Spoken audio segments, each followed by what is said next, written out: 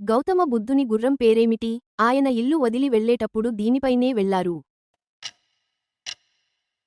సరైన సమాధానం కంటక. హరప్పా ప్రజలు అత్యంత విలువైన లాపిస్ లాజులిని ఎక్కడి నుండి దిగుమతి చేసుకునేవారు?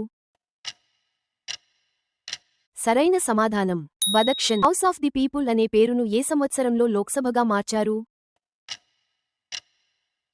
సరైన సమాధానం 1954. 1930 మార్చి, ఏప్రిల్ నెలలో మహాత్మా గాంధీ సబర్మతి ఆశ్రమం నుండి దండి వరకు ఎంత దూరం కాలినడకన ప్రయాణించి ఉప్పు చట్టాన్ని ఉల్లంఘించారు?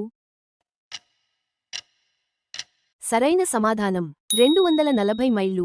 సముద్రగుప్తుని నాణేలపై ఆయన ఏ సంగీత వాయిద్యాన్ని వాయిస్తున్నట్లు చిత్రం ముద్రించబడింది? సరైన సమాధానం వీణ.